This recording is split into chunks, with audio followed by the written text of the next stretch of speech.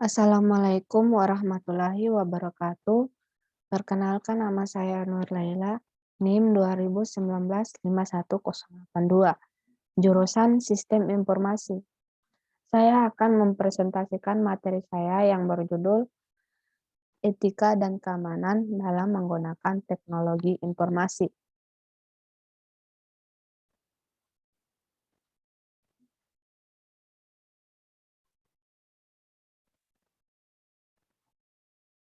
Masalah etika mendapat perhatian dalam pengembangan dan pemakaian sistem informasi. Masalah ini diidentifikasi oleh Richard Mason pada tahun 1986, SWAS 1998, yang mencakup privasi, kurasi, properti, dan akses. Yang pertama, privasi. Privasi menyangkut hak individu untuk mempertahankan informasi pribadi dari pengaksesan oleh orang lain yang memang tidak diberi izin untuk melakukannya. Yang kedua, akurasi. Akurasi terhadap informasi merupakan faktor yang harus dipenuhi oleh sebuah sistem informasi. Ketidakakurasian informasi dapat menimbulkan hal yang mengganggu, merugikan, dan bahkan membahayakan. Yang ketiga, properti. Perlindungan terhadap hak properti yang sedang digalakan saat ini yaitu dikenal dengan sebutan hak atas kekayaan intelektual. Kekayaan intelektual diatur melalui 3 mekanisme, yaitu hak perdagangan trade secret.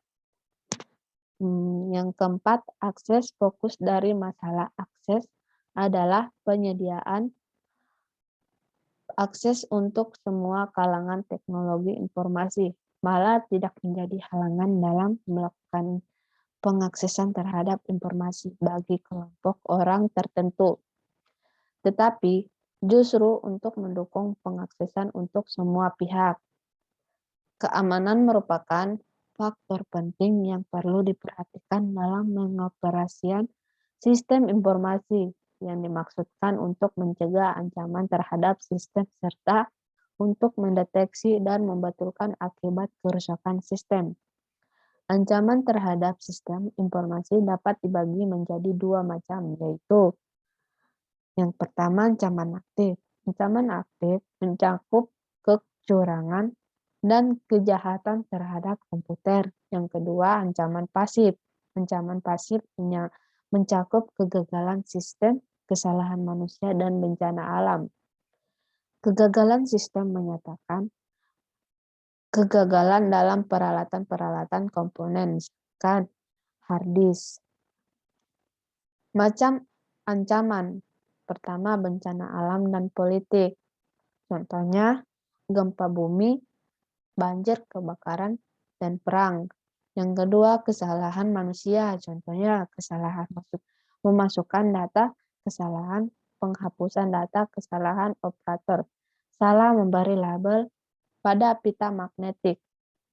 Kegagalan perangkat lunak dan perangkat keras. Contoh gangguan listrik, kegagalan peralatan, kegagalan fungsi perangkat lunak. Yang keempat, kecurangan dan kejahatan komputer. Contohnya penyelewengan aktivitas, penyalahgunaan kartu kredit, sabotase, pengaksesan oleh orang yang tidak berhak. Yang terakhir, virus. Yang terakhir, program yang jahat, yaitu usil. Contohnya virus, cacing, dan bom, dan lain-lain.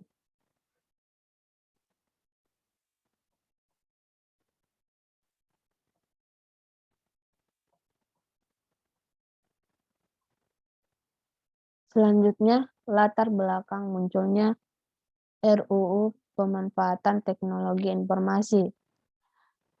Selain memberikan kemudahan bagi para user, pemanfaatan teknologi informasi ini juga mempunyai dampak negatif yang luar biasa seperti penyadapan email PIN untuk internet banking, pelanggaran terhadap hak-hak privasi, penggunaan kartu kredit milik orang lain, munculnya pembajakan lagu dalam format MP3 Terakhir, pornografi.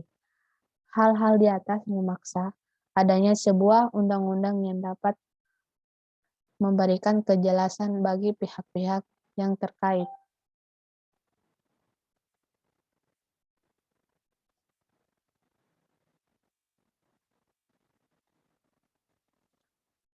Selanjutnya, Undang-Undang Hak Cipta dan Hak Atas Kekayaan Intelektual. Undang-Undang Perlindungan Hak Atas Kekayaan Intelektual (HAKI) meliputi 1. UU RI nomor 14 tahun 2001 tentang paten. 2. Undang-Undang RI nomor 15 tahun 2001 tentang merek. Yang ketiga, Undang-Undang RI nomor 19 tahun 2002 tentang hak cipta. Semua perundang-undangan tersebut ditunjukkan untuk melindungi hak atas kekayaan intelektual. Perlindungan hak cipta tidak diberikan kepada ide, bentuk yang khas bersifat pribadi dan menunjukkan keaslian sebagai ciptaan yang lahir berdasarkan kemampuan kreativitas atau keahlian sehingga ciptaan itu dapat dilihat, dibaca, dan didengar. Selanjutnya, tindakan penggunaan teknologi informasi yang bertentangan dengan moral dan undang-undang yang berlaku dan banyak dibicarakan saat ini antara lain: pertama, hacking atau cracking. Tindakan pembobolan data rahasia suatu institusi membeli barang lewat internet dengan menggunakan nomor kartu kredit orang lain tanpa izin carding merupakan contoh-contoh dari tindakan hacking. Orang yang melakukan hacking tersebut disebut hacker. Yang kedua, pembajakan. Mengutip atau menduplikasi suatu produk, misalkan program komputer, kemudian menggunakan dan menyebarkan tanpa izin atau lisensi dari pemegang hak cipta merupakan pembajakan dan masuk kategori kriminal. Yang terakhir, browsing situs-situs yang tidak sesuai dengan moral dan etika sebagai contoh situs dewasa bagi orang yang belum layak merupakan tindakan yang tidak sesuai dengan norma dan etika. Sekian dan terima kasih. Wassalamualaikum warahmatullahi wabarakatuh.